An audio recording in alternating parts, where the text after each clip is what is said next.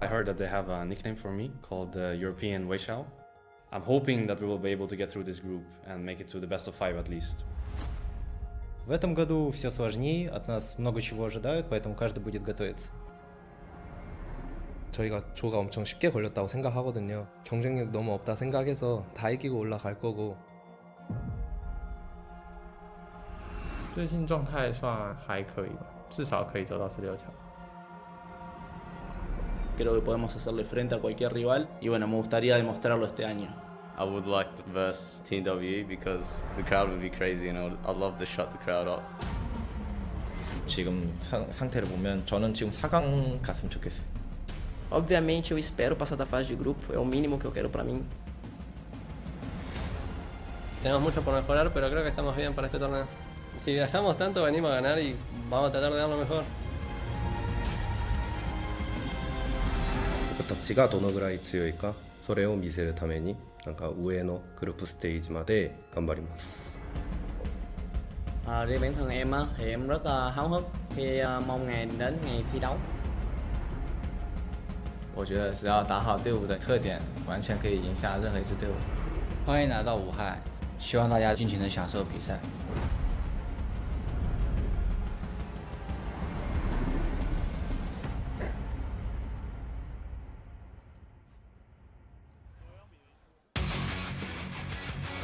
好的，现场所有英雄联盟的召唤师们，让我感受一下你们的热情，好吗？好的，非常棒！这里是中国武汉，欢迎来到2017全球总决赛入围赛。 Hello, everyone, and welcome to Worlds 2017. This is Daniel Dracos, joined by Mark Zimmerman and Aiden Zyrene Moon. You're getting a view of the Wuhan Sports Center Gymnasium, where Chinese broadcast host Ren Dong is introducing the players participating in the play-in stage.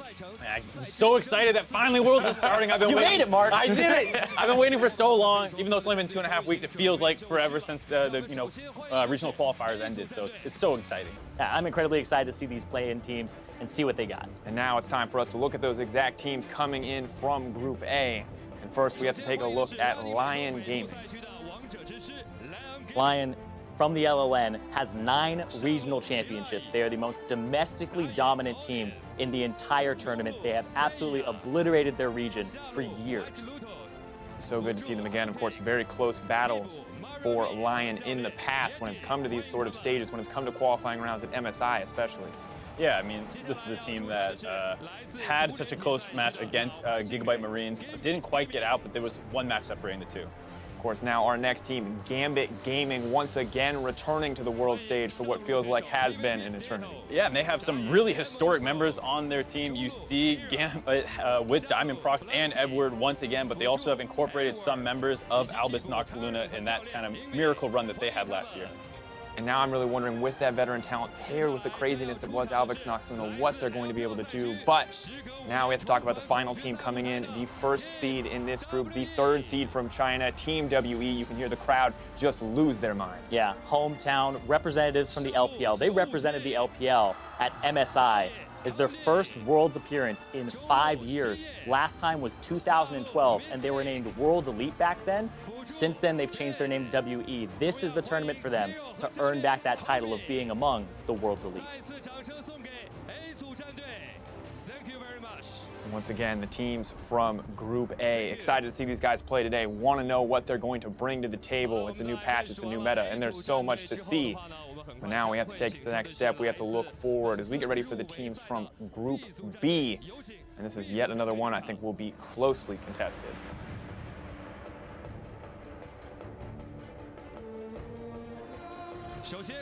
First up is, of course, the Direwolves coming in from Oceania, the OPL, and these guys, I think, a surprise appearance once again on the international stage. Yeah, I mean, they're a very old org in the Oceanic region, but they retooled really heavily in 2016, rebuilt their roster, and now for 2 splits in a row, they have won their region, and they represent them at MSI, and once again, here at the World Championship.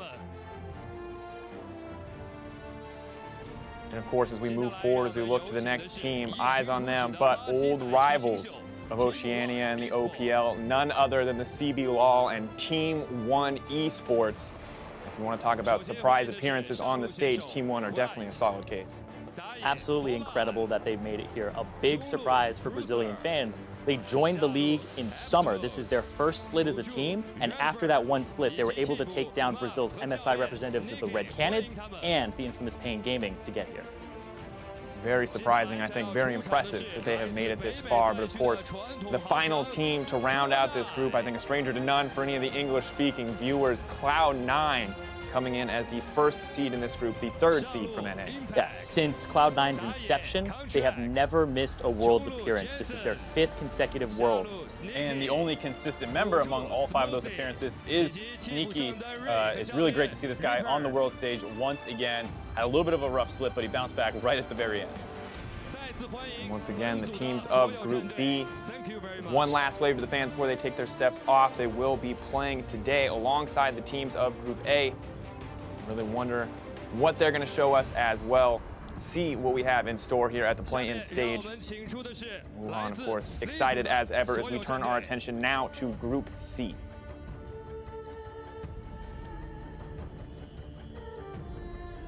First up, a surprising one for many, coming in as the 2nd seed from GPL and the 2nd Vietnamese team at this tournament playing in the play-in stage, Young Generation.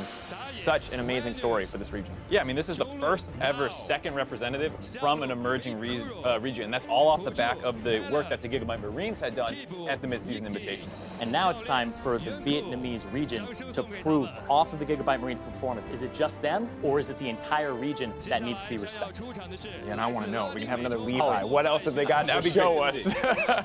What kind of monster mechanical performances will we see? But that's no longer the focus, as Chaos Latin Gamers will be the next team to take the stage. And these guys have been up and down, but they definitely earned their spot this year. Yeah, I mean, they were relegated in spring, had to fight for their spot in the promotion tournament. They stayed in the league, and now they actually won summer, and they're representing the whole region. They upset Asurus Gaming, the representative at MSI earlier in the year, so huge, like you said, bounce-back performance for them. Of course, the final team to round it out, 3rd seed from Europe and 1st seed in this group. It will be Fnatic representing Europe. I'm curious to see what they can bring out here, what they can show us in the world stage. And they are completely used to the world stage. This is their 6th Worlds appearance, only missing 2016 last year. But after that failure, they went back to the drawing board and they rebuilt around the Star 80 carry Reckless. So I'm really eager to see what happens here. Got the synced up fingers. They're ready. They got 3 veterans, 2 rookies. Both the rookies are there as well. They're ready.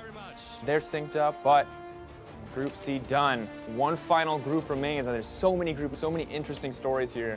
But the final one I think I'm especially excited for, it is going to be Group D coming up.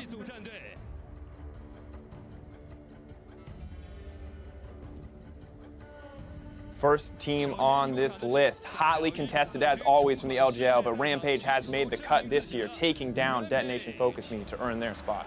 And it's a little bit of a redemption story here for Rampage Gaming at Mid-Season Invitational. They kind of busted out a little bit of the group stage. They did have a good bounce-back performance at Rift Rivals, and they're looking to kind of continue that evolution on the international stage.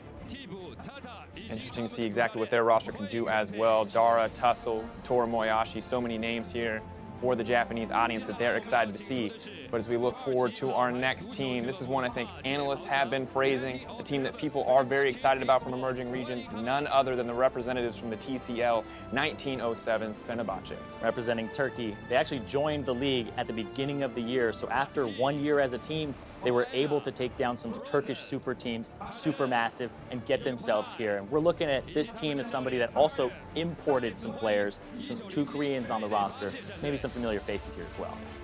Frozen and Move, of course, stepping up onto that lineup, backed up by the veteran Cauldron. But one final team remains for the World's play-in stage, and that is none other than the 3rd seed from the LMS, Hong Kong Attitude. And this is one I want to see what these guys can do, because they surprised me when they made it here, but they definitely earned it. You're looking at this team, first thing you see is that logo.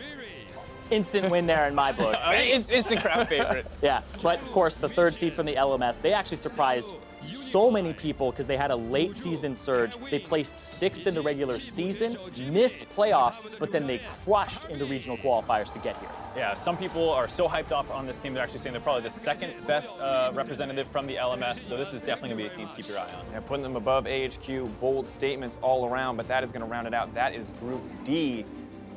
Of crowd ready now for some games. Remember, we won't be seeing C or D until day 3 and 4. It's just groups A and B that we'll be seeing in the first 2 days. For some final words from our host, Ren Dong.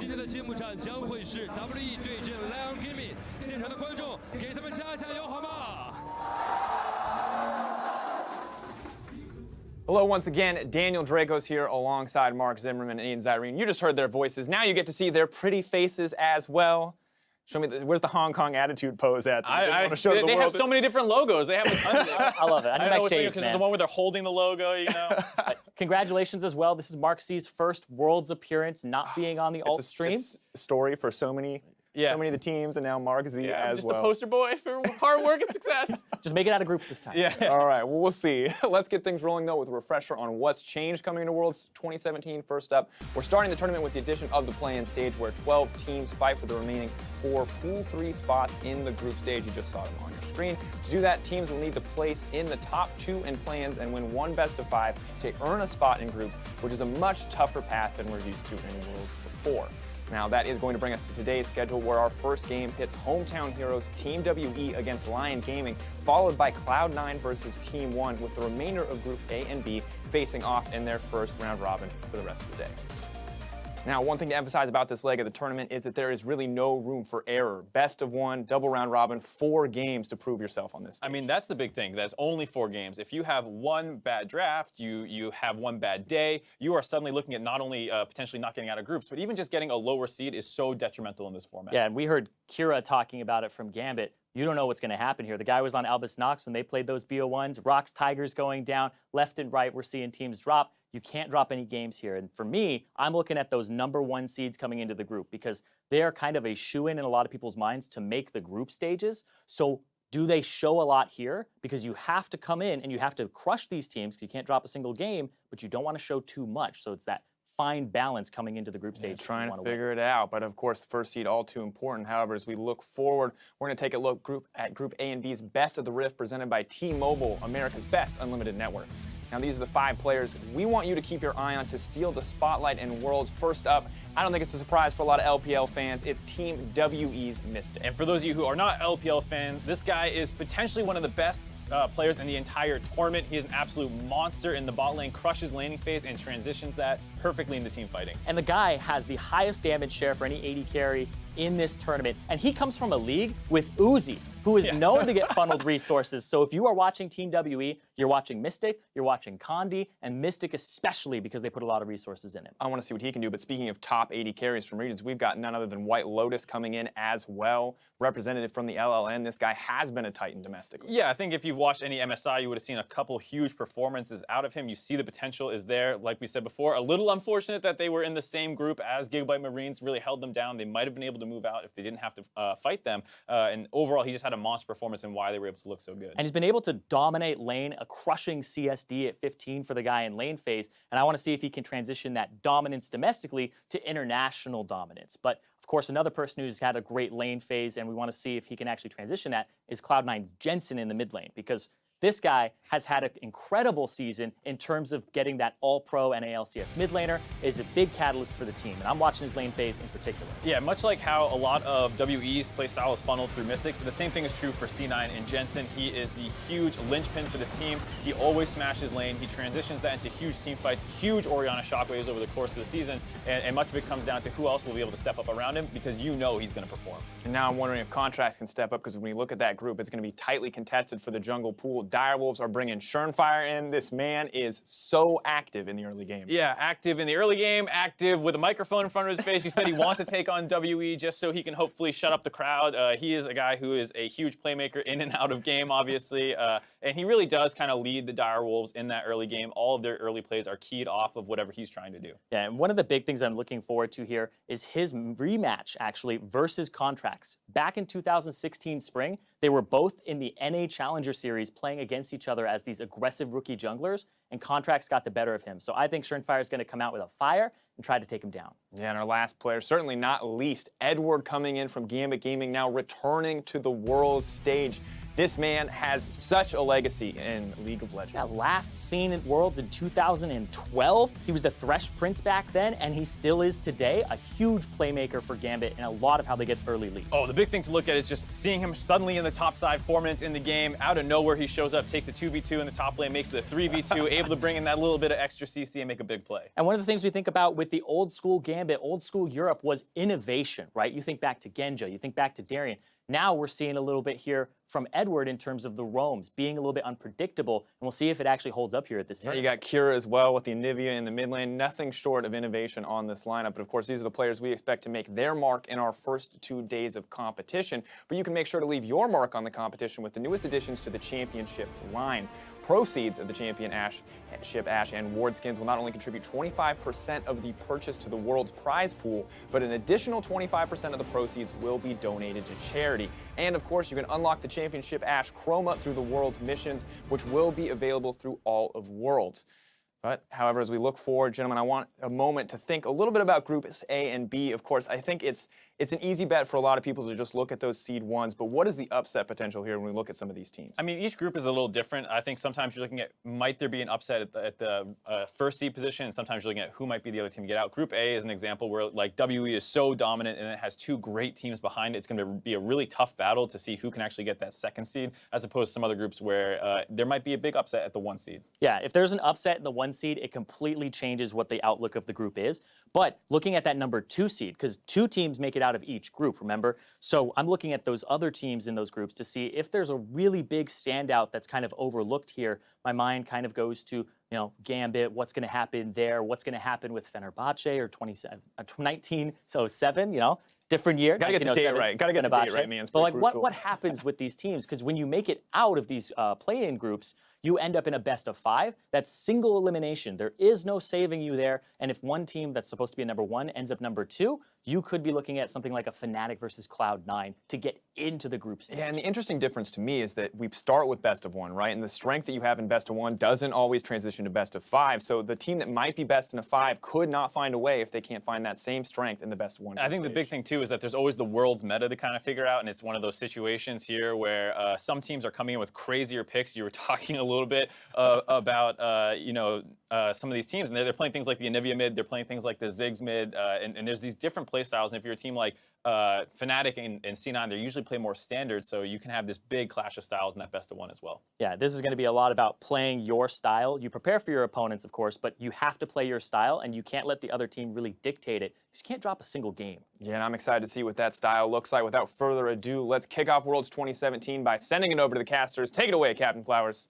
Hello, everyone. I'm Clayton Captain Flowers Reigns, joined by my brother from an EU mother, Andrew Vedius Day. Are you ready, Vedi? I am very ready, and I'm excited to be joined by the hype man himself, Captain Flowers. Now, I know you're a big hype man, but to make sure that you stay hydrated throughout some of the games today, I have brought with me my very own European watering can so that you will always be watered for the early games of Worlds today. Well, we'll water the flowers. We have equipped Baron with his championship armor for our first game of Worlds. Team WE versus Lyon Gaming. Taking on to the Rift for the blue side in game number 1. It's Team WE with 957 in the top lane, Condi in the jungle, GA mid, Mystic bot, Ben supporting, and Coach Home. And facing them on the red side, it is Lyon Gaming. In the top lane is Droll, their jungler Oddie, mid lane is Saya, their AD carry White Lotus, on support is Genthix, and their coach Yeti.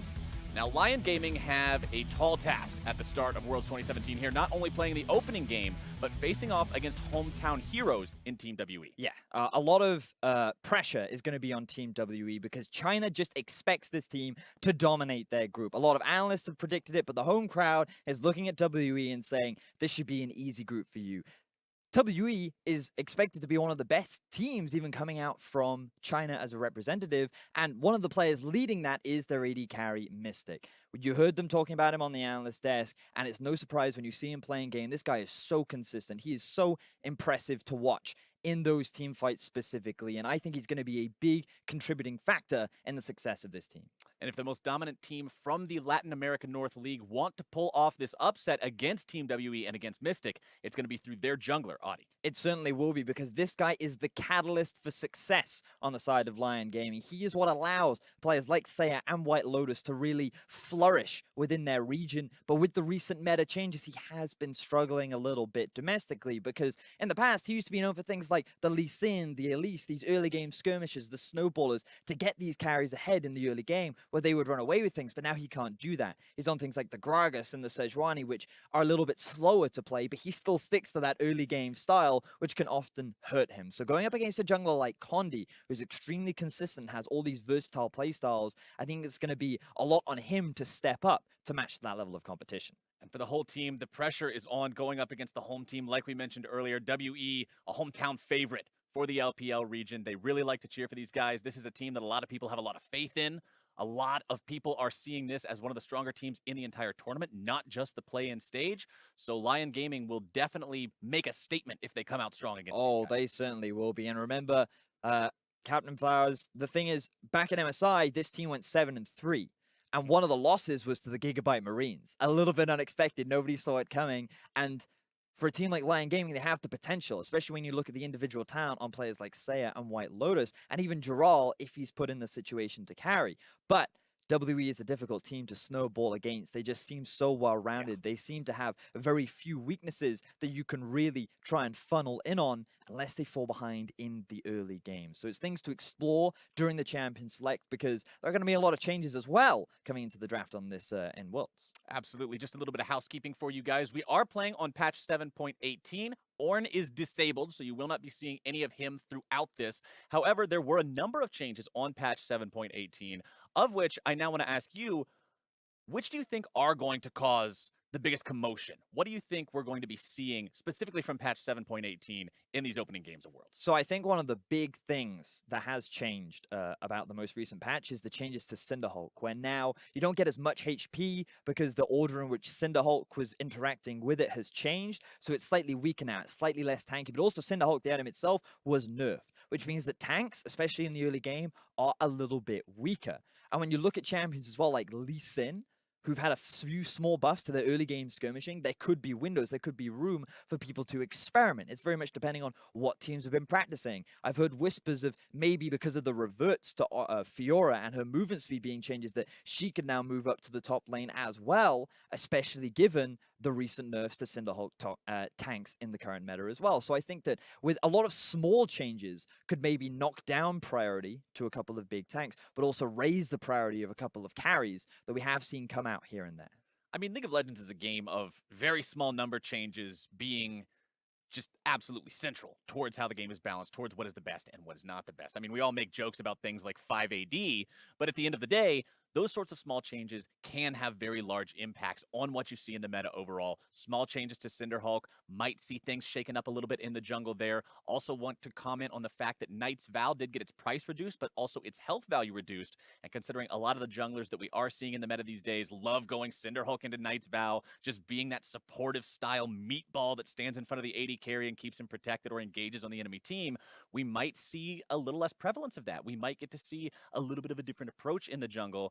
And if I'm watching some big playmakers, especially in these environments like best of ones, where sometimes you see crazy strategies come out to pull a win out of nowhere, I want to see that. I want to see that. I want to see it as well, Captain Flabs. You got to remember, you talk about these small changes. We saw on this or that, the +3 armor, -3 armor for Gragas and Rengar. Like, there's the possibility for these new champions to come out, especially with Gragas. His hitboxes have slightly changed as well on the E, so it's a little bit harder to land right now. We'll see how teams have adapted to that kind of playstyle. Tristana, very small nerf to her scaling as well. Cassio, a very prevalent mid lane champion that has really been popular throughout the world, has also taken a very small hit, and her early skirmishing may very well be a little weaker. And because of all these small changes here and there, it just makes you wonder, what new stuff have people been practicing? Have they come out with some new creative answers to some of these strong champions? Like, we've seen Jax come out here and there. We've heard Jace, or we know Jace is very popular over in the LCK, but in other regions, has he now become even more prevalent? Not a very big pick that was very strong for a long time, but also it makes you wonder, how important are these Ardent sensor supports going to be? Is that going to be the priority? Do you want to insta-lock that Janna, or is something like the Alistar, do you want that tanky front line? maybe you put the tank in the bottom lane and then you bring out junglers like the Ivan, who also had a very small buff. And as you rightly said, like, it's just so many small increments, like all over the shop. It's all about how different teams interpret that patch and how their read on the meta and what they see as strong and weak. And, you know, we talk about these champions that we've seen some of so far and these picks that we commonly see as evergreens that almost never fade out of the meta unless they've just been completely nerfed. At the same time, I'm really hoping at least some point during this tournament, we get to see something that feels almost completely out of left field. Like, wait, where did that come from? I didn't even think of this as a pick in this situation.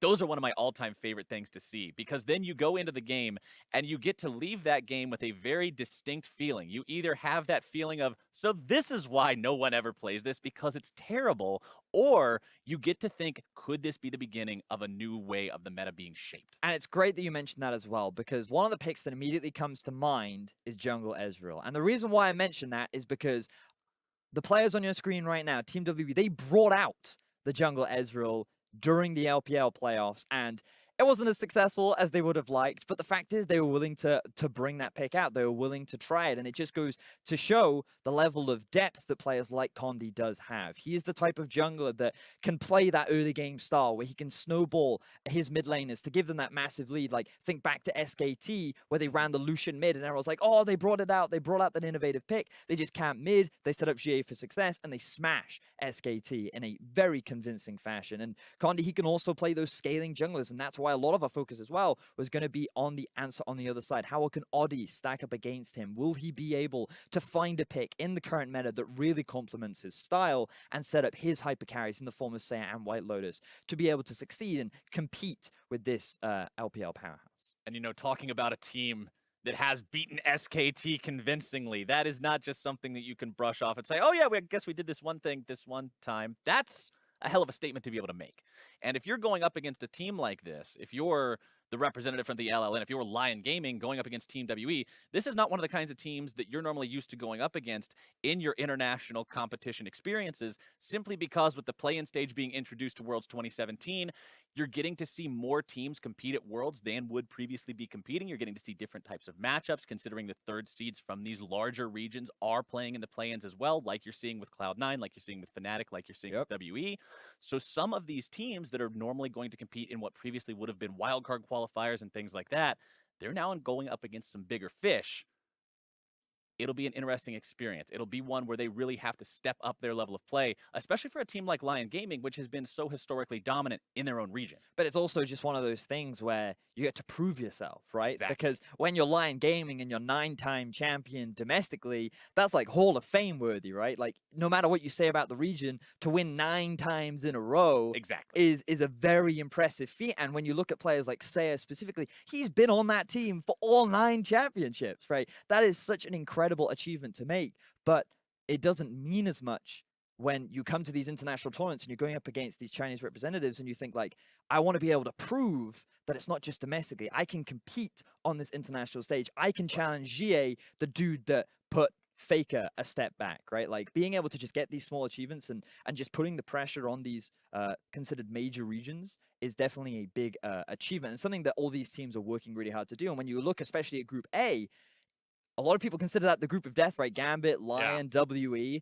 Like, it's really exciting, and you never really know what you're going to get in this best-of-1 format with a brand new patch as well. Plus, like we heard on the desk, not only is it a best-of-1 format, it's a best-of-1 format with 4 games that you get to play. 4. If something goes wrong in one of those games, maybe if you're having a fantastic game and then you end up having a minor slip-up that causes you to throw the game, that might throw your entire chance at moving on in Worlds. Every single one of these games, these teams have to be taking seriously. They have to have it at the forefront of their mind, be seriously focused on what they're doing. This isn't a time where you can just get complacent and say, okay, we're worried about the next step. We're worried about the next game. Each one of these games, these teams are going to have to be well prepared for. And it's all about how well you are prepared for the meta specifically as well, because if you don't read quick enough that there's this really strong champion that everyone can take advantage of, then you can very quickly fall behind. But we don't have to talk about it anymore because we're going to get to see some of these really strong champions that some of these teams have been preparing. And I'm really looking forward to seeing how the drafts go between some of these squads, especially from different regions, because there's a lot of times, and we saw it, I don't know, there was this little thing that happened, I don't know if you remember, it was called Rift Rivals. Right. And in Rift Rivals, what happened? we got to see some examples of things happening, like teams from regions that don't normally play a certain champion, like LeBlanc out there, and they wouldn't ban it, and then it would go through, and then representatives from other regions were able to play that champion incredibly well. You wonder, how will they adapt? How will they deal with these picks that they aren't normally used to dealing with? But now we are into Champion Select for the first time here of Worlds 2017 during the play-in stage, and let's see exactly how WE and Lyon decide to approach each other, with Rek'Sai and Alistar banned away first by WE, Lyon deciding to take Kalista off the table immediately. Now, it's quite fascinating that WE would be the ones to ban Alistar, because during their playoffs and during the gauntlet, they put a lot of emphasis on getting Ben this playmaking support in the form of Alistar. It was a very big focal point for them, which they're now taking off the board. So it now makes you wonder, do champions like Tristana, Xayah, Rakan all raise in priority? And even after the small nerfs Rakan did have, I still feel like the duo combo of Xayah and Rakan is still a very prevalent bottom lane. Well, Tristana, you mentioned, also going to be banned away now by WE. Lyon deciding to remove Sejuani and Jarvan from the pool of available champions, two of those big initiators. We know they like to get tanky, like to get in there and get things going for their teams, but they will not be doing that today.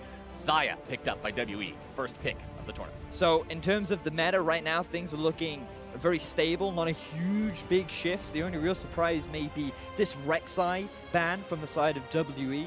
But with the early lock-in from Xayah, you're already setting us up for a very powerful bottom lane for WE. Something like a Thresh would be lovely to complement that. And Lyon, they're already responding. They're going to play a little bit more defensively, locking themselves in an early Braum.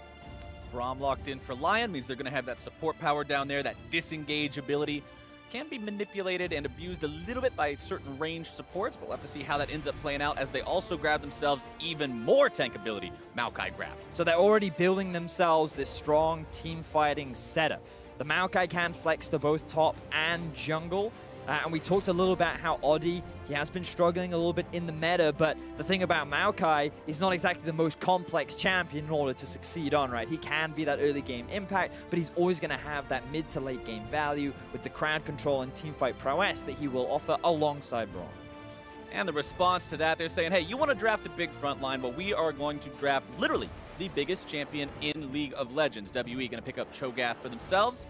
Now thinking about exactly what they want to complement that with before we get into the next part of the bans. One pick left here for the LPL representatives to go with. Thinking about this Janna for a long time, and they will lock that one in. So, as you rightly identified, going for a little bit more of a range support. The Ardent Sensor that we have been seeing, again, a small change to Ardent Sensor. It's now flat values rather than scaling throughout levels, which means it just gives you an immediate impact, and it's not going to get even more terrifying, but it's still a strong item. Yeah, it's still a ridiculously powerful item, Vedius. We've seen what it can do and exactly how the meta has shaped and bent around it in recent times, and we are going to see Lyon Gaming pick up Kog'Maw for themselves there in the bottom lane. Heading into the second part of the bans, they'll also take LeBlanc off the table. Now remember, one of the big people that we talked about for Lyon was this White Lotus player. He's one of the main carries of the team, and right now he's being put on the Kog'Maw, and as we all know, Kog'Maw is someone that in the late game you can just rely on to beat that big hyper carry. So with a Braum, with a Maokai, you can see Lyon starting to build a composition around White Lotus to set him up for success. Now the thing that Lyon tend to do is they'll usually pick more towards comfort rather than, say, the traditional meta that you would expect. And what I would normally say is here, Saya would go for something a little bit more aggressive. He's about trying to dominate his own lane, and that means Oddie has a few more options where he wants to play around. But with a LeBlanc ban, perhaps Lyon have shifted up their style of focus, and maybe they're going to go all in on White Lotus. One more ban left to go for each side, seeing exactly how they want to finish shaping this champion select. Galio banned away by Lyon, so taking off that big tanky frontliner, as well as the ability to support from such a long way away, utilizing the power of the hero's engine. I feel like Orianna is the key pick right now for Lion's strong laner, provides great utility, can be both defensive and offensive with regards to Kog'Maw, and it will give you that additional bit of damage if Kog'Maw is not off to the rolling start that you would like him to have during the early game phase. Well, we're into that last part of the picks here. Both the Shen and the Karma taken off the board by Team WE, so preventing some of that protect the Kog'Maw classic composition that might have been the idea there for Lyon. But now Lyon still has plenty of options left to go. You said you're potentially expecting to see something like an Orianna here, but Syndra is what Lyon decides to lock in as their mid lane. Now, the thing that I love about Syndra is her ability to set up ganks. The QE combo, the stun, makes it so easy for a jungler to just walk in, get the follow-up CC, a level 6 Syndra hits you with an ulti, boom, that's a very quick kill. You then gain pressure in the mid lane. Yes, it's not as good at peeling for your AD carry, but we go back to what we were talking about with Sayer as a player. He likes to be a carry too. He likes to be a playmaker. He's a 9-time champion regionally, and he wants to prove that he can compete with GA on an international stage. Gragas, the 4th pick, locked in here for WE. More frontline capability for these guys, more initiation potential. We know how much a well-placed explosive cast can do to completely change a game or change a team fight. The ability to separate multiple targets, the ability to pick someone off like that can go a long way. Let's see if WE can execute on that one the way they want to, as they also lock in Corki, 5th and final pick. So, Team WE, they're going for a bit of a... I'd say that the big thing I can see about Team WE's comp right now is they have no reliable way to engage. Yes, you have the Gragas, but remember, on 718, he has had a slight nerf to the hitbox on his E and his engage power, which means that, especially when you're going up against things like a Braum and a Maokai and a Lee Sin as well. There we go, Vedius. That's what you were talking about.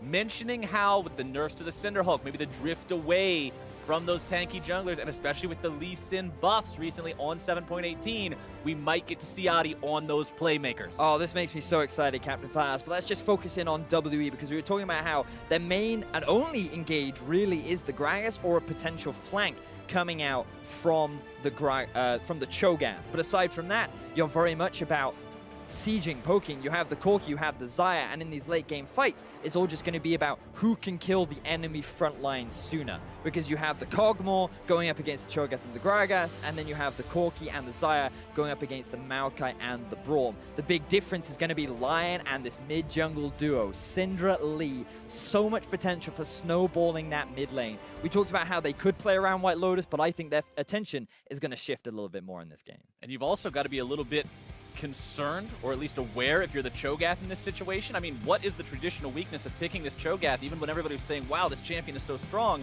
people were saying, yeah, you're really great, but you're really vulnerable during the laning phase. People can gank you, they can set you behind, and if you're up against somebody with great setup CC like a Maokai and a easily executable ganker like a Lee Sin, there might be possibility up there as well. Sky's the limit for Adi in this game. You said it yourself, this is the guy who's going to carry. If this team will win, let's see if he can do it.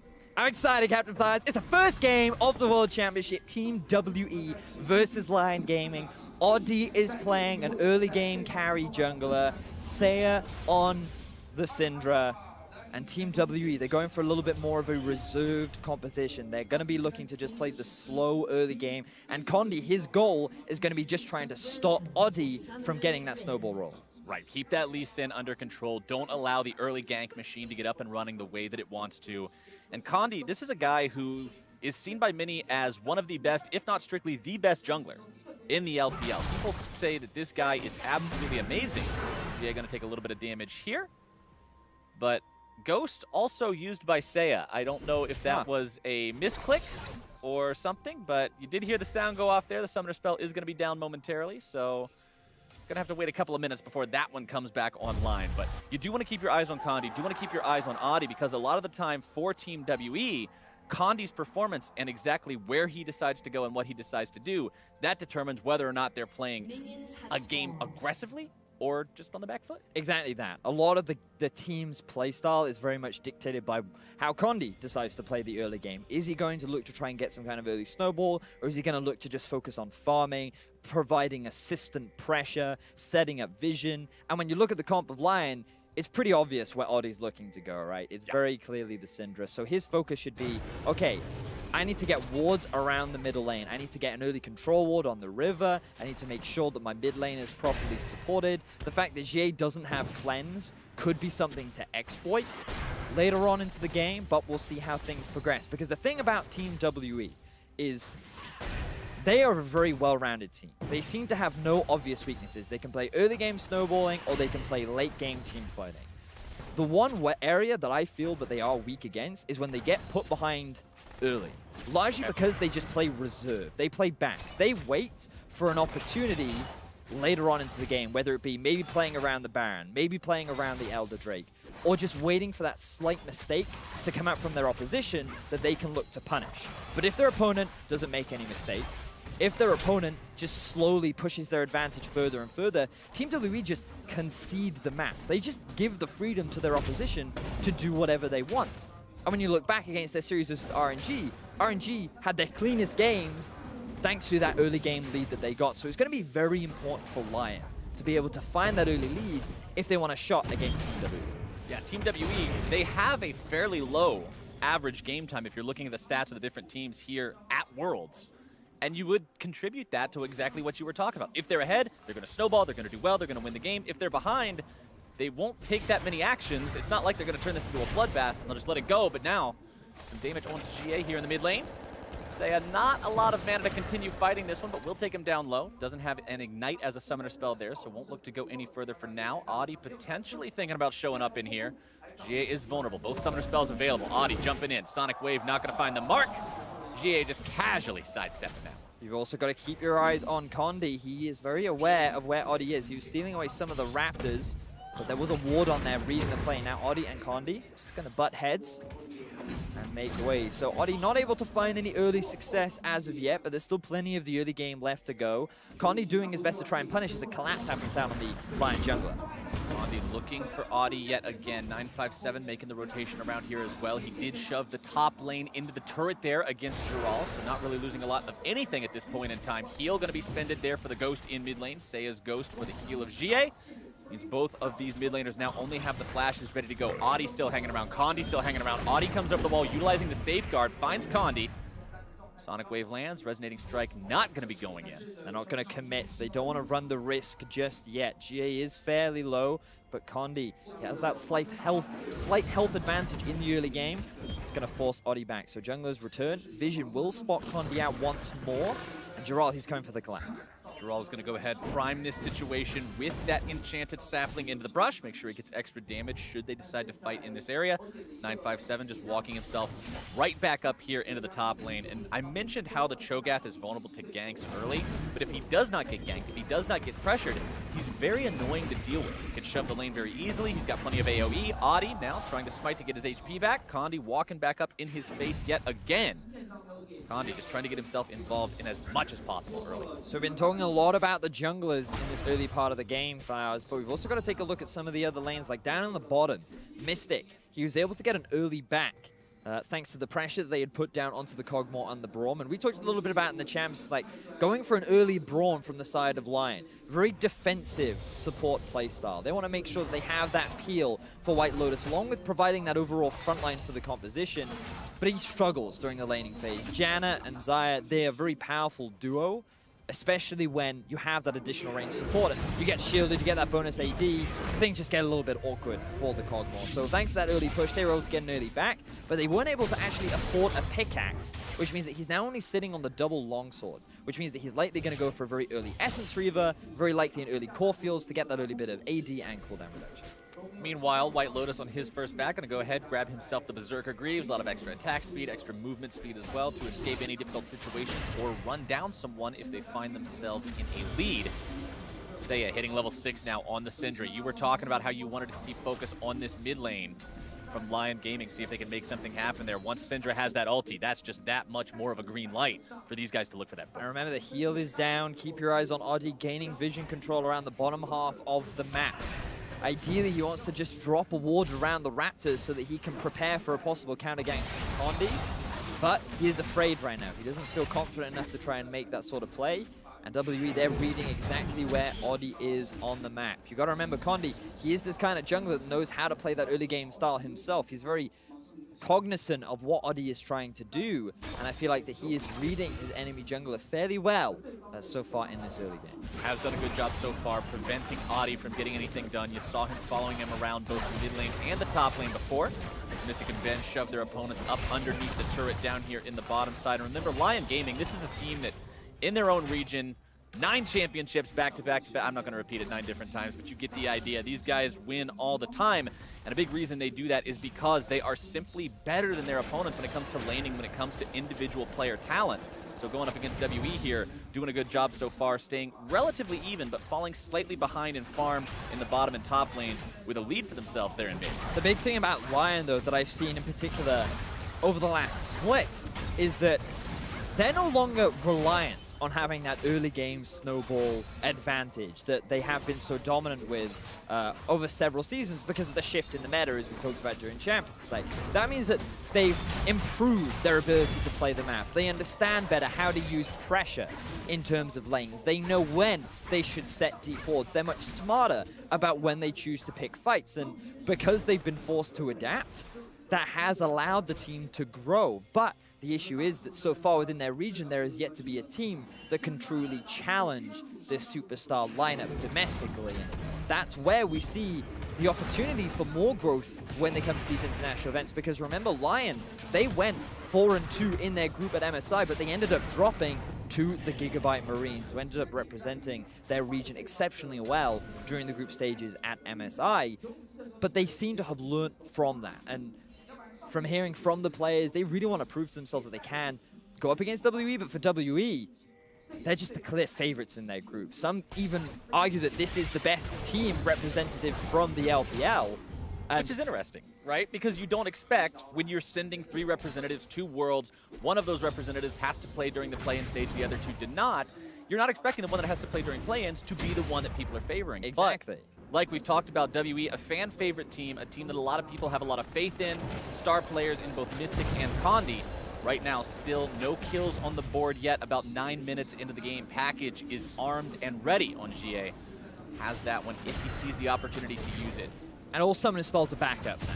The big difference is that Gerald will have his TP earlier sooner, which means that Lyon could try and make a TP play somewhere, but with the amount of push that 957 has over his top lane counterpart, it becomes awkward to try and make a TP play in the bottom side unless there's some kind of jungle assistance from Audi up in the top lane. Speaking of Audi, I want to jump back real quick to what you were talking about, specifically in Champion Select. And at the start of the game, the very beginning of Summoner's Rift, before that base portal ever even fell, you said Condi wants to contain Audi this game. He wants to shut that down, not allow him to do anything.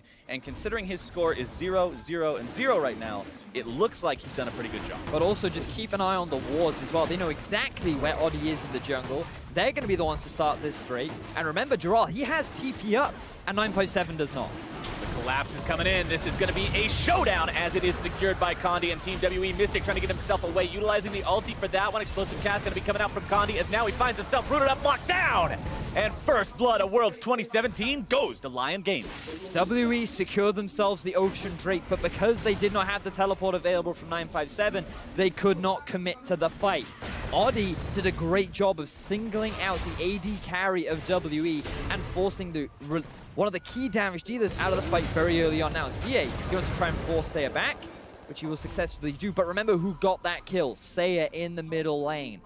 He wants to get ahead in the early game, and by picking up this kill, it's a great way to start. So, Audi, you'd think that he wants to commit here, but he doesn't. His eyes are all on Mystic. He wants to shut him down, but unfortunately for him, his Q runs out as Mystic flashes away, and Condi gives away his life to guarantee the safety of his carries. The TP came through from Gerald as well, and while the top lane tower will take a fair amount of damage, Lyon getting that first blood is going to be a big confidence booster coming into game 1. They did get the first blood, but remember their opponents did secure the Ocean Drake, and this early into the match, that can do a lot for you, making sure that you're able to stay sustained in those lanes, have your health and mana bars a little bit more topped off. And just look at the gold, Vedius. Even though 600 gold's worth of first blood money went to Lyon Gaming, WE is still in the lead. Yeah, and I feel like a fair amount of that is due to the difference up in the top lane. You can see a slight 300 advantage going in the favor of 957. But also, the biggest disparity is coming from the supports. Yep. Funnily enough, when you play that Ardent Sensor support, one of the big things that people say is the reason why it's so strong and so easy to get is because of Coin. Coin gets you a lot of sustain during the laning phase, but also it just gets you a lot of gold. And there were a lot of discussions around, are we going to see the barrier heal in the bottom lane to get the Ardent Sensor even faster, along with the Relic Shield sort of build. But right now, he's doing a perfectly fine job. He's well on track to get that early Ardent Sensor. And the thing is, it gives Mystic a much stronger early game power spike. So once GA completes his Trinity Force, and once Mystic completes the Essence Reaver along with an Ardent Sensor, WE are going to say, we're actually quite happy to fight right now because our top lane tank is good, our 2 carries can do damage. And so far, Lyon have not been able to get the sort of early snowballing that they initially wanted. Exactly. When you compare the gold between these two supports, even though the farm between the AD carries is relatively even, as now we've got a fight breaking out. Exhaust down onto White Lotus, root out onto Genthix. Stun comes down onto Mystic as he continues pressing this forward. Minion wave going to find itself being slammed into the tier 1 turret here as Condi shows up to continue to scare these guys back. 957 teleport is available. Gerald does not have his. Tornado flies off and Lyon will hold the line for now. We also saw Jie moving through the river, and we have to come back to this vision control that is in favor of WE. They have lit up the bottom side of the map with just blue wards. They have control wards in the river and the entrances. They make sure they have control over the Scuttle Crab, and they're all about getting this early bottom tower. Lyon are really struggling to find an answer, and they're just going to have to concede. Yep, Team WE going for that objective-based gameplay. They're saying, you can have first blood, we're going to take the first turret instead. Ending up getting the for themselves, hanging around, clearing away as many minions as possible, letting the turret eat up as much of that value as they can before taking it down, and that will bring WE up to a greater than 1,000 gold lead here 13 minutes into the game. So now, you would expect both the Ardent Sensor and the Essence View to be completed for WE. Jie is on track to complete its Trinity Force, and everything is looking very positive for WE. We're yet to see Oddie have the level of impact that we wanted to see after himself picking up this Lee Sin. Lee Sin did have a few minor buffs to his shield, particularly in the early game, making his trading and skirmishing that little bit stronger, and combined with the Cinderhulk nerfs, tanks are a little bit weaker, but Condi's just controlled him through vision. He's made sure to get deep wards and defensive wards to be able to track what Oddie is doing, and as a result, the rest of WE have been able to respond accordingly, and Oddie just has not been able to find success as of yet. Audie's still looking to make some kind of a play on this Lee Sin. Flash nearly back up, has the Dragon's Rage available too. With those spells both up and running, you will be able to see a lot of playmaking potential out of this champion. Giral hanging out up here, firing off the ulti against Mystic and Ben just as a zoning tool to clear these guys away and provide an opportunity for Lyon Gaming to grab the bottom tier 1 turret against their opponents. 957, the only man standing down here trying to stop this one. Nothing he can do except throw a Rupture in there and walk away as Lyon Gaming ties the turret count. Love the play from Giral there, because he realizes that WE are much faster on the play. They're already at the tier 1 in the top lane, and Lyon were yet to really get significant damage down onto that bottom tier 1 tower. So by clearing out the wave, by sacrificing his ulti, he allows Lyon to clear it out, and now they can start moving up to challenge this Rift Herald, so Lyon can try and stop WE from just running away with the map. Problem with trying to stop this, though, you have to remember that GA does have the package available. TP also going to be used by 957 here, but the rest of Lyon looking to collapse onto him. Rift Herald still going to be taken down. 957 caught out alone. Going to be juggled around. His package comes in through GA. Going to go over the red buff wall. 2 roots down onto the remaining members of Lyon in the top side. They get separated, and Audi goes down. GA going to be forced to flash away from that one, escaping the stun from the Scatter of the Weak as WE gets themselves out. It's a 1-for-1, but they found the Rift Herald. So it looks like an even fight, but WE are the team to walk away with the Rift Herald. Another advantage gained, and now their eyes are straight onto this mid lane tier 1. White Lotus has gone back to base. They don't even need to use the objective as they hammer down onto the final outer tower from Lyon. A little bit more damage coming through there. Stun finds its way onto Mystic, but he's still got his Janna nearby, keeping him safe. Infernal Drake has spawned. This is always that highly contested neutral objective that nobody wants to give away for free. TP going to be used by Giral. He will have the ultimate up momentarily for this fight. Condi still looking to burn that Infernal Drake down. Is going to be secured by Team WE. Mystic going to be kept alive. An extra moment by Ben. Does get himself away. Genthix and the rest of Lyon still looking to close in on these guys as the Cat Cavalry arrives. The root comes down onto Ben. He's going to be stunned up yet again. The damage comes through. White Lotus going to be grabbing that one as the artillery will find the double kill for White Lotus. Lyon are finding all of these kills onto Team WE, but they're not translating into objectives. They have a minion wave in the bottom lane. They have 5 members. You have Oddie flanking from the side. They could finally look to get themselves another tower as WE falls short.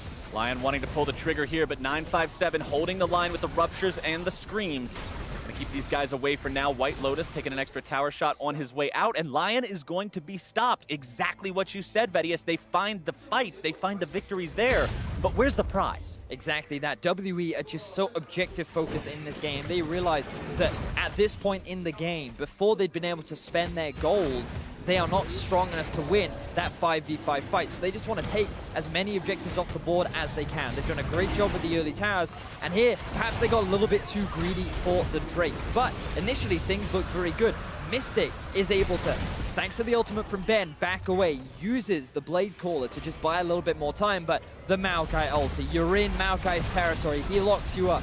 The double stun coming out from Seiya as well allows White Lotus to just catch up and rain hell from above, allowing this Kog'Maw to now pick up 2 kills. And just look at who's got the gold on the side of Lyon right now, Flowers, because that is a 102 Syndra, a 202 Kog'Maw. Rageblade, Morello, now completed for Lyon's 2 main hyper carries. Lyon are setting themselves up for success. They have gold on the people that they rely on to succeed, but WE are still in control of the map. They have more towers, they have more overall gold, and their composition is still scaling just as they would like. Team WE with that 2,000 gold lead now, pushing up into the jungle of Lyon Gaming, wanting to get down some vision. Instead, Mystic losing about half his HP nearly instantly. The damage coming out there from Seiya, like you said, with that Morello Namicon completed, along with the Sorcerer's Shoes. He's a serious damage threat to these squishy carries on the side of Team WE. Have to see what WE can do with the rest of this lead. They have been playing the better objective game so far, but they do have to worry about that Rageblade Kog'Maw that you mentioned. But just to give some context, this whole goal lead is entirely on the supports. Mid, AD, top, and jungle are all so even. It is all about that Janna and how much of a gold advantage she has over Gentek, which means that coming into these next 2 fights, these teams are still very even though the gold lead does not suggest that. And that just makes this so exciting. The fact that Lyon, the clear underdogs in this first game of the World Championship, are so far holding their own in terms of the fights. But WE truly turns on in the late game fights. That is what they're known for within their region. That is what they've been able to dominate so many other teams with, and it is Mystic, the guy we highlighted at the very start. He is the main teamfight prodigy that gives so much success to Team WE. And we mentioned it earlier, talking about how Condi's early game performance is what determines the tempo of Team WE throughout the game. This isn't a team that was saying, okay, we need to get ahead of the Kog'Maw early. We've got to win earlier, the whole game's lost. This is a team that said, control lead, scale, and wait. Yep. And right now, they're controlling Lee, they're scaling, and they're waiting. Exactly. And you look at things like their Baron taking potential. The thing about Cho'Gath, an extra smite is always handy when playing around the big purple worm. You have double AD carry in Corki and Xayah. This is a fast Baron taking team, and even with his brand new shiny armor, it's not going to be enough to deal with when this team just decides to commit to that objective. And it's going to be the onus on Lyon to make sure that they don't lose control around that Baron, because right now the vision difference is stark in favor of WE. At the same time, though, we can't count Lyon out of this one. Like you said, impressive so far to see them going toe-to-toe with a team like WE. And they do have that 4-1 kill lead so far. They have been playing the fights well for themselves. Of course, those fights have been breaking out because WE is starting off on the objective. Lyon has been closing in, catching them between both the Lyon Gaming team and the objective that WE has already started. But we may have to see how that story changes if these guys get in just a straight-up 5v5 brawl. And now we're getting to a point where we can truly assess how good Lyon is at being able to control these sideways. How good is their vision control? Because a team like WE is already known that they understand how to play the map. They understand how to play macro. And one of the big criticisms for Lyon in the past was that they're just a team that relies on mechanical skill and just being better than their opponents. But they can't rely on that anymore. They need to show more than that. And what we're seeing so far is that they're still being pushed back by WE. They're still giving a lot of freedom to WE. They're a little bit too afraid right now to pull the trigger, but that Kog'Maw is on track to completing his second item. They still have decent vision control around their own entrances, and they have a spot of vision on the Baron itself, along with the main mid lane area. So Lyon, their focus for now is just setting up more of a defensive approach rather than we want to try and be the ones to make the next play. And I really want to bring attention to White Lotus specifically. You mentioned how the Kog'Maw 2-0 and 2, he's 100% kill participation so far. We talked about how good this guy is as a player, and going up against Mystic, that is not the easy matchup to say, oh, look at how good of a player I am. This is the guy that, remember when Mark and Zyrene and Dracos were talking at the start of this about how Mystic might be the best player in the entirety of play-ins. And White Lotus is going toe-to-toe with this guy. He's the only one on his team who's winning in CS comparison right now. 100% kill participation, like I already mentioned. He might just be able to step up this game and be that carry. And with both teams just grouping up as a 5-man in mid, you can just keep your eyes on Draw on the bottom. Look at this ward that's in the middle lane right there at the edge next to Sire. That could be a huge flanking ward as WE and the squad try to push up into the middle lane, giving Lyon that opportunity to force a fight. But WE, they pull back. They don't overcommit to the middle lane. Their eyes are on this potential third Drake, setting up for the Elder. As WE, they're looking for the fight. Righteous Glory pop. Righteous Glory used by 957, looking to go in, finding the silence onto 2. Knock-up landing there onto Adi. Condi looking to find his way into the side of the fight there. Giral makes his way in, gonna go ahead and fire off the ultimate. 957 caught out here a little bit. That Cho'Gath is gonna be the first target. Bursted down. Nye immediately, Adi grabbing the kill onto him as now White Lotus having to back away. The Featherstorm comes down, the stun, finding its way onto GA as Giral continues to tank here in the front line. Lyon in retreat. They're going to lose one as White Lotus now exhausted, but a massive scat of the week will find multiple targets, and WE will be sent home on their back feet. And that was the playmaker we were talking about. Say it in the middle lane, utilizing this Syndra to punish WE as they commit a little bit too hard. Captain Flowers, they have 4 members left alive. Their eyes are on a 23-minute Baron against WE. Things are looking great for the Latin American North representatives. Their health bars are low. This is a risky take, Medius. I think they might not be able to clear it. Adi has to jump back in to safeguard Genthix, and they have to disengage. They can't secure the Baron. Unfortunate for Lyon, but still a big team fight win for them. You can hear the crowd getting so excited about these close fights. WE, they still have the gold lead, but remember, a lot of that is on the support. And the fact that Lyon were able to turn around that fight is so good. So WE commit hard. They want to force this fight, but they cannot successfully get onto White Lotus, and that allows the front line to come into effect. Giral soaks up a lot of the initial damage. You can see Adi here as well with a fantastic kick onto Mystic, but there's no follow-up damage. Say he doesn't want to commit. And then you have to see so much damage being sent onto the back line of Lyon. Giral falls as well. And you're now at this point where it's 1-for-1. Lyon are on the back foot, but then a great 3-man stun with the follow-up damage from White Lotus allows them to get the turnaround fight in their favor, but they just don't have the HP to get the big purple worm, and it ends up in just a neutral standstill between the two. And look at the damage comparison from that last team fight. Nearly 5,500 damage from Seiya's Syndra to be the highest scoring member in that fight. Really doing a lot of work for this team. And this is one of the things that I was so excited about coming into this tournament, Flowers, because I feel like right now, in the current meta, has the greatest potential for upsets because of how much the game revolves around team fighting. And you can say a lot about macro and your ability to play sideways, but when you look at just the raw talent, Lyon are going head-to-head with Team WE. They are holding their own in these fights. And it just goes to show that one bad team fight from WE can give such a massive swing in momentum in the favor of Lyon, but the same is true for the other side. WE, known for their ability to team fight, is resulting in these very close back and forth exchanges. Want to go ahead and update. We are hitting those 2-item power spikes for a lot of people now. Righteous Glory done for Giral's Maokai, along with the Spirit Visage from earlier. Knight's Vow now completed onto Condi's Gragas, so he'll have that much extra protection for these carries. Rapid Fire plus the Trinity Force for GA's Corki means much more poke damage as well. Runan's Hurricane completed a little while back for White Lotus's Kog'Maw, actually, for that team fight damage, as now he'll be looking to solo down this Cloud Drake, get a little bit of extra movement speed for his team. Fun fact for any players at home that are struggling to deal with Kog'Maw, Adaptive Helm, really good item, especially against Rageblade Kog'Maw, because even though his W does percentage health damage, it's actually magic damage, which means that when you build an Adaptive Helm, each one of those empowered autos, that damage gets reduced, especially with a Rageblade, which gives you more AP. It is very effective at shutting down a mid-game Kog'Maw. But so far, we're not seeing any early Adaptive Helms. They're just trying to focus on... Well, we've got one, but it's on his team. Yeah, exactly that. I think we're going to get another fight soon, Flowers. Baron is up, remember, was not secured earlier. Silence down onto Giral, who's going to be taking a lot of damage and bursted down by the power of the Cho'Gath ultimate.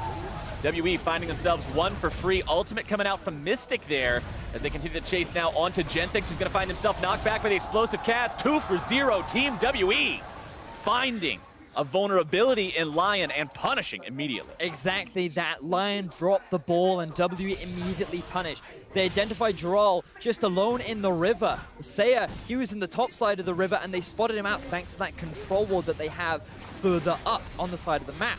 They get the immediate punish, they take out the tank, but they're not going to yet commit to that Baron.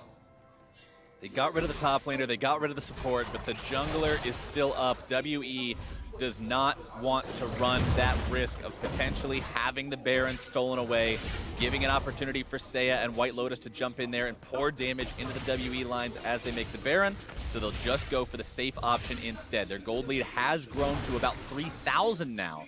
Despite the fact that they have not been ahead in this game in terms of kills ever, they are maintaining the gold lead through strict superior objective control and patience. Exactly that, Flowers. Right now they have been controlling the map so much better than Lyon, even though Lyon have been finding a lot of great fights and a lot of kills. The important thing to remember is that this dual AD carry is going to be extremely threatening when it comes to killing that front line later into the game. Remember what we talked about in Champion Select. It's very much in these late game fights about which front line drops faster. And when you have double AD carries on 3 items, funnily enough, they do quite a lot of damage. And sure, you can say the same for Cogmore, but Syndra, she struggles a little bit, especially once that magic resistance really starts stacking for both the Cho'Gath and the Gragas too. So the later this game goes, the harder things are going to get for Lyon to really win out these team fights. And WE, they know this. They're putting the pressure on Lyon, and they're saying, come on, make your play, make your move. And so far, Lyon have done a decent job at making things work in their favor, but they're yet to really translate it into a significant map game. Lyon recognizing the WE is trying to set up some kind of a play around the Baron here. Audi getting himself back. Seiya popping the scat of the week. Not going to be finding anything with it. The burst coming down onto Audi as 957 going to be tanking all the damage. And White Lotus will seal his fate. Audi now having to retreat away from Team WE's collapse. Gentex on the front line here. This will likely just be a 1-for-1 trade unless Audi has some massively fancy feet to get away from this one. The juke boots are on, but I don't think they are going to be. He's still running. No, he's still trying it, but that last rocket from GA takes him down. But this is still fine because WE don't find a significant team fight win. They give up pressure in the mid lane, allowing Lyon to get onto this tower. And it ends up only being a 1-for-1 trade, so Lyon end up coming out ahead in that play that WE tried to force. Ben nearly taken down by White Lotus, going to be forced to flash out from that one with just under 100 HP remaining. White Lotus's damage, honestly, when 957 was in the jungle zoning this entire team away, he's got his stone plate on, his flex is up and running, and he just gets eviscerated. White Lotus is just doing so much work for his team. Got put on the Cogmore. We thought he was going to be one of the big carries for the team, and he's just been farming away, picking up these kills, yet to die in this first match. Remember, ladies and gentlemen, this is only a best of 1. This is the group stages of the play-ins. All these teams only play 4 games, and a win here could mean a lot. WE deciding to pull the trigger onto Baron now. Naya needs to close in and do something. Baron down below 1/4 HP, going to be secured here likely by Condi. Secured instead by 957 is now. WE might find themselves caught between a rock and a hard place. Gerald on the front line. Is Condi going to be potentially taken down next? Mystic trying to get himself away, but he's going to be picked off. It's 3-for-0 for Lyon Gaming, but the Baron still up and running on the solo laners for WE. WE, they knew they had the Cho'Gath. They knew they could secure the objective, along with the fact that Audi was dead, but Lyon were in the better position to fight. The Cogmore was completely untouched, and Audi even got a flank onto Mystic. Lyon, yes, they lose the Baron, but they are consistently winning these fights, Flowers. This game is still so close, and I could not think of a better way to kick off the World Championship. This is one hell of a kickoff between these two teams. Lyon Gaming from the LLN going blow for blow with Team WE from the LPL. One more look at the Baron fight. So Audi just gets there a little bit too late, but WE, they're forced in the back of the pit and they're just trying to disengage while the rest of Lyon, they're just focusing down the front line. Then they're like, oh, your front line is retreating. That means I'll just hit the AD carry into the front line and make him the primary target for White Lotus. 6-0-5 on the Latin American North superstar right now. He's completed his 3rd item, working on his 4th. And we talked about how things are going to get hard for Lyon in the late game. Well, if things keep fighting, if fights keep going this way for Lyon, they're not going to struggle at all. Now let's keep in mind, Baron is still up and running on both GA and 957. So they will have that for another 2 minutes to potentially utilize as a pushing tool against Lyon Gaming. And WE has been good at controlling objectives so far. It'll be up to Lyon to stop that and find an opportunity to do another one of these immaculate team fights that they have showcased so far. For the time being, though, they're on the retreat as WE controls the area around this next Drake. It will be yet another Infernal. Maokai Ultimate going to be fired off, seeing who they can potentially catch out here. Condi going to be rooted up by the very edge of one of those cats, White Lotus, taking a lot of damage early on, but not as much as Condi. A rampage for Seiya. 957 now going to be stunned up, bursted down before he can do a whole lot of anything. Seiya grabbing himself the double kill. They managed to take Ben down as well. Audi nearly going to be killed, does get taken down. White Lotus attacking the Infernal Drake. Stunned down onto GA, both damage dealers still active for Team WE. Giral trying to zone these guys away. Seiya also going to be on point, secured the Infernal Drake for Lyon. You're now starting to see the issue with WE's composition with their inability to reliably start fights. Because you have a Braum and a Maokai just sitting on the front line, Condi has no reliable way to just pick a focused target that he wants to knock into the rest of his team. That means that WE, every time a fight starts, it's actually on Lyon's terms. It is always them that are kicking off these fights, and it's always in their favor. So Condi gets separated from the rest of his team. They realize that, oh, well, we want to focus down the front line anyway, so we may as well just kill him. Braum is then just dealing with the other 4 members, and then Lyon turn their attention. Now, this is where you start to look at Mystic, and you realize how effective this guy can be when he's put in a position to carry. Landing feathers onto the right targets, making sure that he's still dealing damage in order to make sure that things don't fall apart for the side of WE. But that's still another big team fight win for the side of Lyon Gaming. More good fighting from Lyon Gaming. This team seriously looking to impress here in game number 1 of Worlds 2017. 1,000 gold behind Team WE. Behind the team that everybody said, this is the team that you don't have to worry about in play-ins. Like, this is the team, a lot of people were expecting these guys to go really far, even in the main event, past the play-ins. But right now, Lyon Gaming is looking like they might be a serious threat to WE starting off strong. And that's why this meta is so great for these regions that in the past you wouldn't really expect to be able to challenge some of these top teams, because it all eventually just boils down to these fights. These fights are just so important, and the mechanical prowess of Audi, Seiya, White Lotus, the whole team is just keeping up with that of WE, a team that's praised for their team fighting prowess within the LPL region. And it's just so exciting to see these two teams butt heads, but it's still about, can Lyon close? Right. Because it's one thing to be able to win a lot of fights, but it's another to then translate that lead into a game win. They have had a lot of good fights, though, so far, Vedius. We cannot say that enough. This team truly impressing in the actual PvP of League of Legends. 4 items, not including the boots, now completed on White Lotus. Blade of the Ruined King, all the way done, means he's going to have that much more HP shred against these front lines. And look at the build on the side of Condi. He's got the adaptive helm you were talking about. He's got Cinder Hook and he's got Knight's Vow. But up against a Blade of the Ruined King Kog'Maw, that's a grand total of 40 armor. Wow. Because he's got Mercury Treads as well. That's not very effective. No. That's preventing the shred. And there's no Locket yet complete on the side of WE to mitigate some of that Cinder Burst too. So sure, that's a fair amount of magic resistance, but at the same time, that Locket really helps mitigate the burst, especially onto someone like a Janna. If that Seiya just insta-kills the Janna, then suddenly you're losing the power of Ardent Sensor. You're losing that same level of utility. The carries on the side of Lyon Gaming are a combined 12, 0, and 15. Wow. And as cool as the 12 and the 15 are, the big number in that lineup for me is the 0. Neither one of these two has died yet in this game. And it's just because WE have no real backline threat. They just have to kill through the front line. And there's just so much disengage. There's so much ability for Lyon to immediately peel back off. The WE really are struggling. And I feel like it's just because a lot of these fights have been WE forcing them.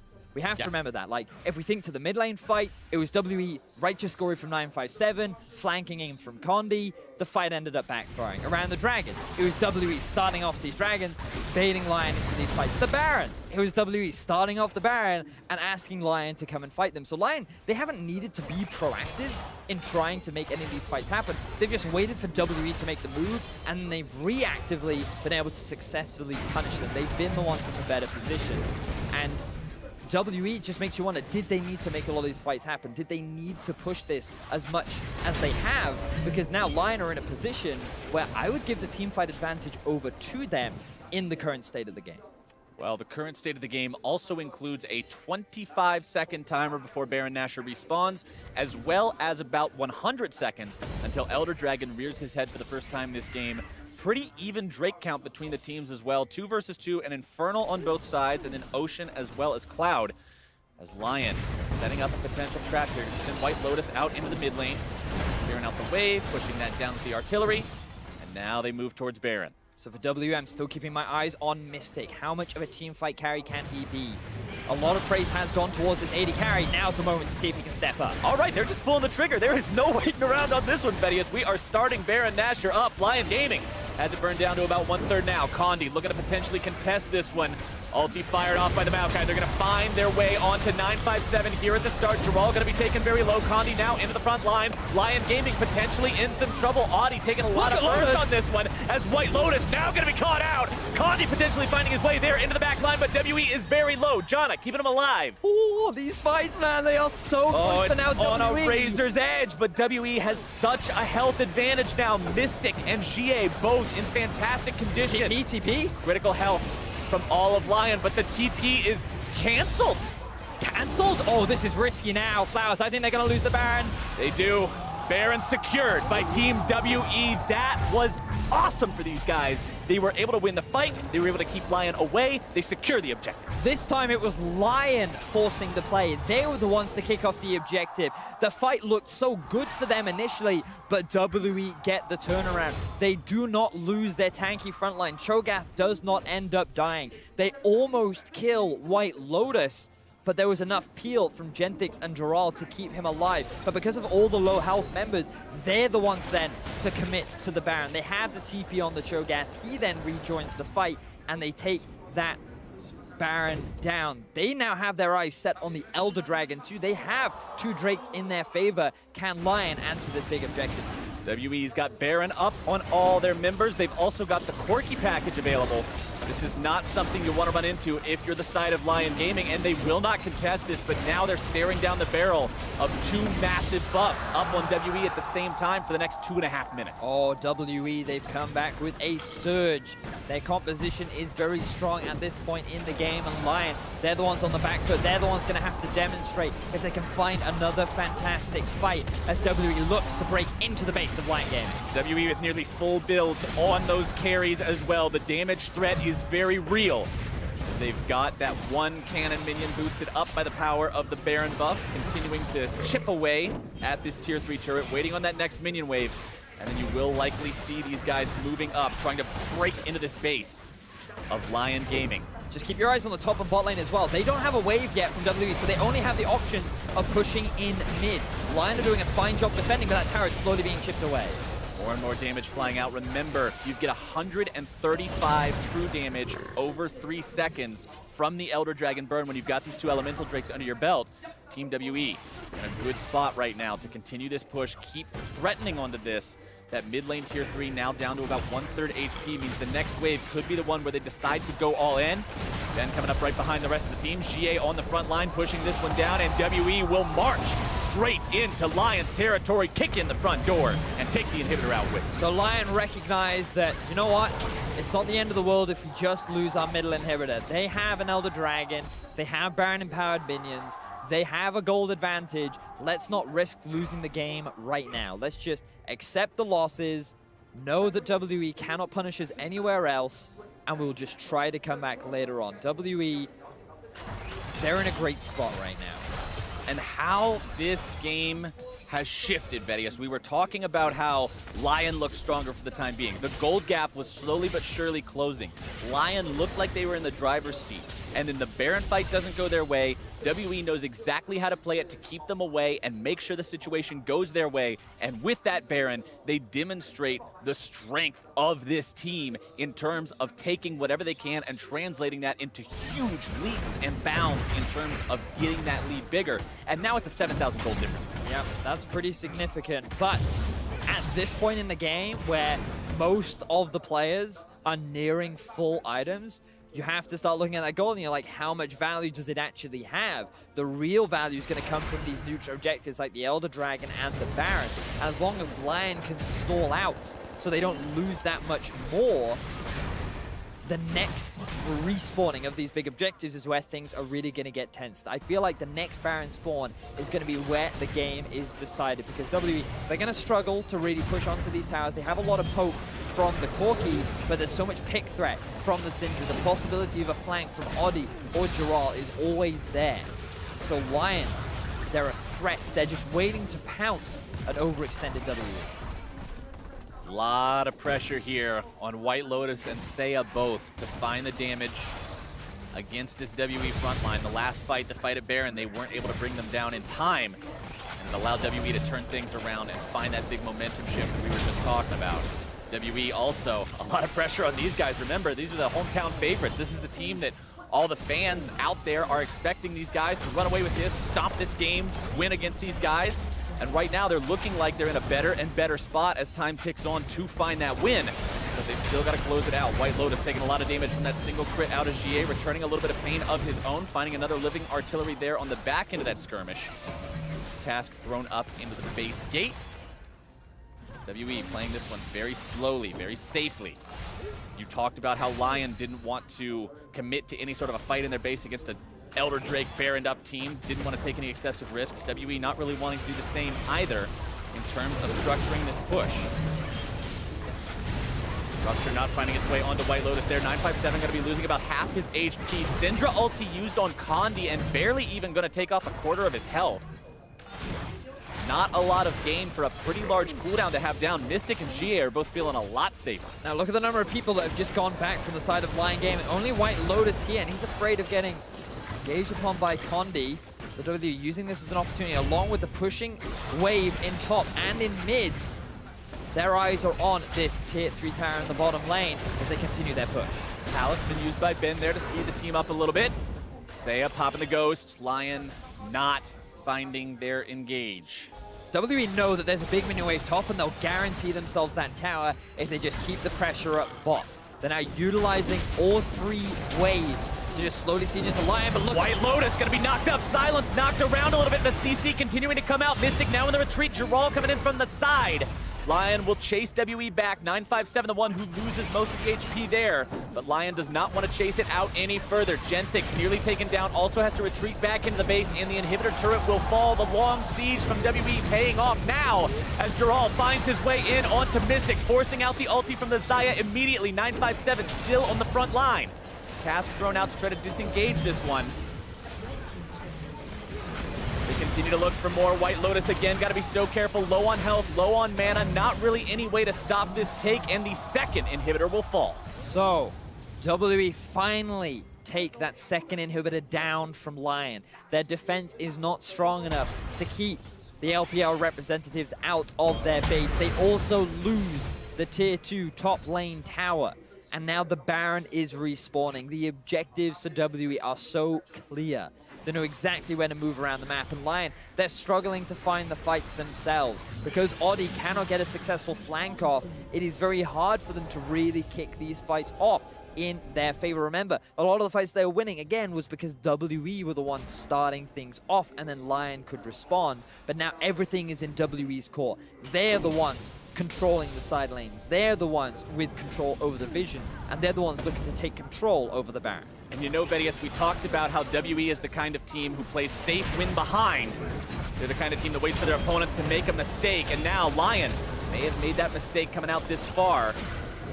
WWE definitely not behind at this point in time, though. When they did feel like they were behind earlier, they waited for Lyon to go for that Baron, and then they punished exactly what you would want to see out of a team that likes to play methodically like this. Now Baron and Elder going to be an issue again very soon. Elder not live yet, but Baron is on the table. Lyon cannot afford to just give these away. Now remember, the mid lane inhibitor has respawned. Lyon, notice the Baron started. They have TP up, they're gonna force the fight. Baron below half HP, but now it's gonna be GA diving into the fight with the package there into the back line. Now Lyon's front line trying to tank up the carries on the side of Team WE, but GA's grabbing the rampage onto the support player. Condi dropping next as Seiya tries to kite himself backwards. White Lotus potentially gonna be caught out here. The shutdown from Mystic. as Lyon now losing that Kog'Maw means they have very little to resist the four-man push of Team WE. Baron or not, the victory march is coming. White Lotus was CC'd for so much of that fight. He could not output the damage. Seiya this lane into the game could not match that of GA. WE play the fight beautifully, and they're going to take game one in the World Championship. The home team makes their statement. It was a little bit rough getting here, but they have managed to close this game out 47 minutes in as the Nexus turrets fall, and WE will claim the first victory of Worlds 2017.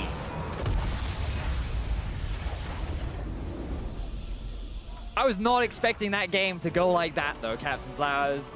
I thought that WE would just come in convincing, especially after the start in the early game. Oddie didn't get any successful snowball. Condi had full control. WE was scaling very nicely. Everything was looking good, but Lyon were just winning fight after fight after fight. White Lotus and Seiya did not die until the final team fight. And it just made you realize that the competition this year is looking fierce.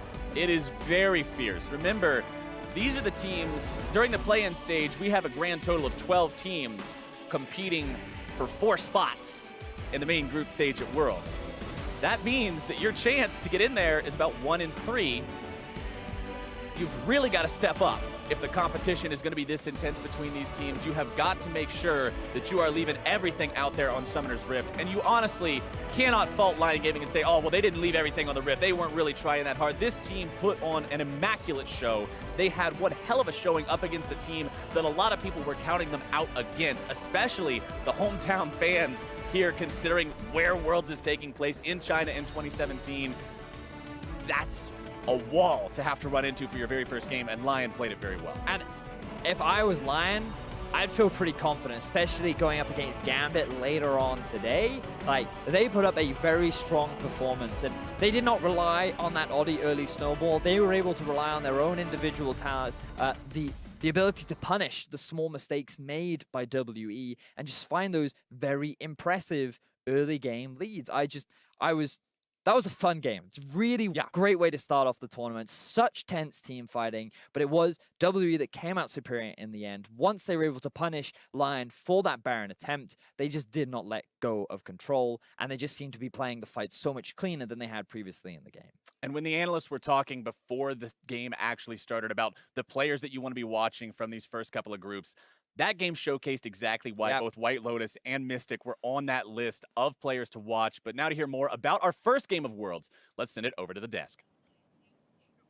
Thank you very much, Flowers. Of course, I am just stunned by the way that game unfolded. We thought W would find the win. They did find the win in the end, but Lyon showed up in that game. I mean, it's one of the reasons we said the 2 players to watch on the Rift. You know, one was Mystic, one was White Lotus. White Lotus had a great performance on the Kog'Maw, was almost able to carry them, but came up just a little bit too short. Yeah, that was an incredible game to start off Worlds. Like, absolutely insane. And we were talking about best of ones and respect. Like, we're seeing that these emerging regions, like the LLN, actually have a whole lot of strength to them. They were able to match up to WE in most areas, except it was kind of the macro play in the decision-making that was the one thing that kind of fell short. Yeah, and it was interesting, too, look at how WE played the early to mid-game, and almost the entire game, it felt like so much focus on these objectives, and as we look at some of these early fights, these early contests for these objectives, you can see WE very eager, it would appear, at least to me, to start trying to force these fights. I think the big thing, it felt like they were feeling that they had some just advantages. This first one was a little risky that they just brute forced it, basically. You see that Lyon collapse. Condi has to kind of sacrifice in there to keep Mystic alive.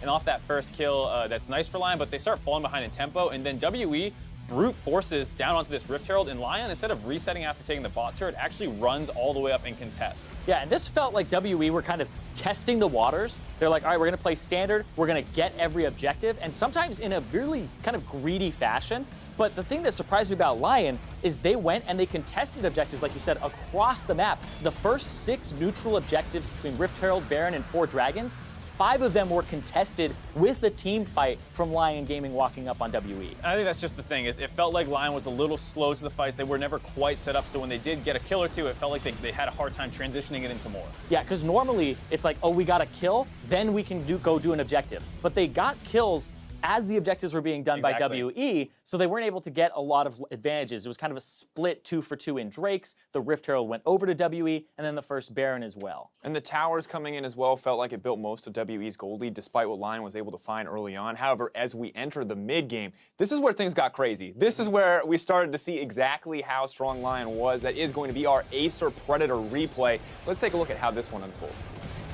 This was the one where we saw 957 flash forward to try and get an engage, and then it was the TP and the turnaround here. The root landing onto 957 to push him back in, and then it became the kite back here from Team WE. But Lyon, I love watching Seiya here. This is just a huge standout scatter of the week, because White Lotus has no flash, gets exhausted. He's going to be dead to rights here, and a beautiful scatter of the week.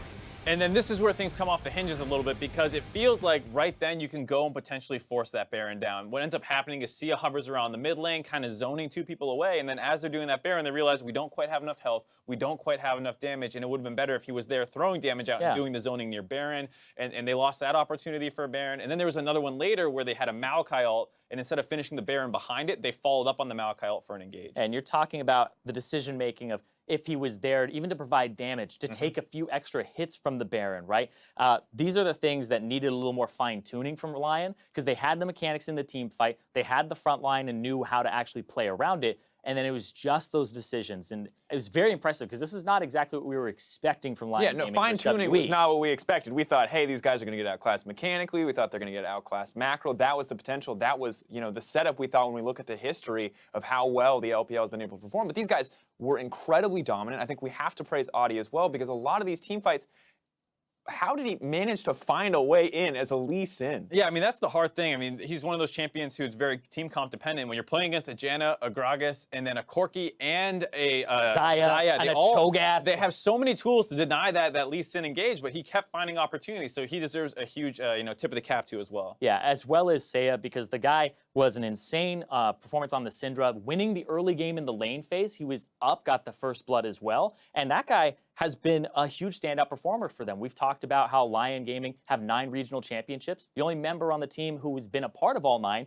is the mid laner Seiya, so he's a big power point for them alongside White Lotus, who both had pretty much deathless games until the end. But we saw once those team fight wins started to come out for Lyon, WE felt like gave them a lot more respect, started to play the game a lot slower. When they finally did find that winning team fight, when they finally did find that Baron, no more was it the, hey, let's force a fight everywhere. It's the, let's take it slow and steady. Let's see what options we have. And this is what they needed to do. They needed to wait for the other team to come into them and then kind of counter-engage. It was a lot harder when they're brute forcing, you know, with the Cho'Gath running in. Here, they're able to just focus down the tanks. White Lotus is kind of having to deal with 2 fronts at the same time. GA on the backside had his threat over there, and in the meantime, the rest of WE was following up that ramp, and slowly they just ran out of resources. Eventually, his flash went down, and they were able to collapse onto him, finally get that kill, and then from there, W's going to be able to close out the game. But like you're saying, you know, just a great performance early on out of Lyon Gaming. Yeah, and you were talking about Lyon Gaming back at MSI being 1 game behind Gigabyte Marines. Looks like that wasn't a bit of a mistake there, because they actually had a lot of great strength. Yeah, and let's also be clear, Gigabyte Marines aren't in this group right now. They don't have to worry about fighting Gigabyte Marines, but after that performance, we have to wonder, are these going to be the guys that take that 1st or 2nd seed, because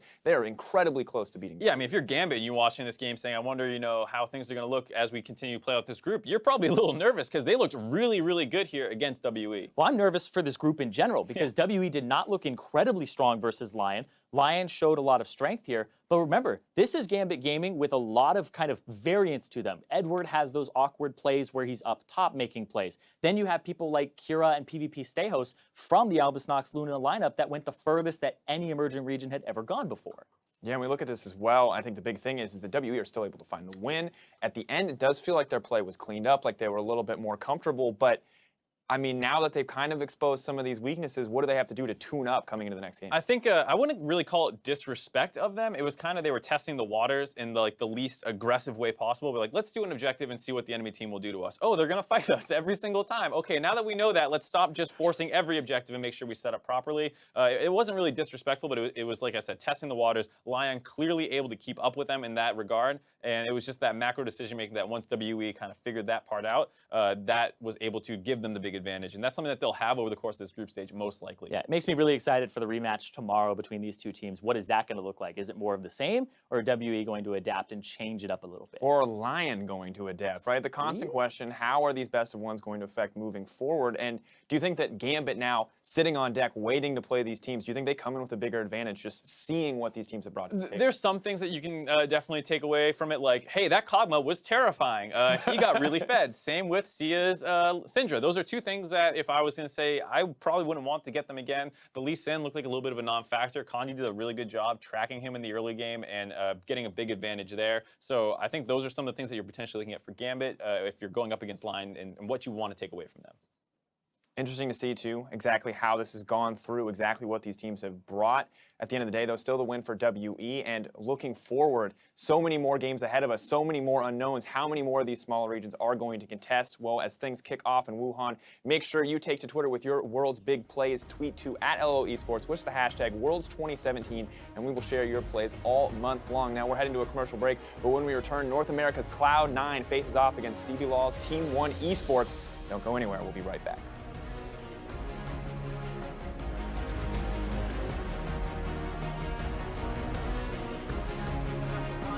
Finds himself rooted up, locked down. And first blood of Worlds 2017 goes to Lyon Gaming. Lyon in retreat. They're going to lose one as White Lotus now exhausted. But a massive scat of the week will find multiple targets. Now WE might find themselves caught between a rock and a hard place. Gerald on the front line. Is Kandi going to be potentially taken down next? Mystic trying to get himself away, but he's going to be picked off. It's 3-0 for Lyon Gaming. 957 now going to be stunned up first and down before he can do a whole lot of anything. Lyon's front line trying to tank up the carries on the side of Team WE, but GA's grabbing the rampage. One of the support player. Kandi dropping next as Seiya tries to kite himself backwards. White Lotus potentially going to be caught out here. The shutdown from Mystic. WE will claim the first victory of Worlds 2017.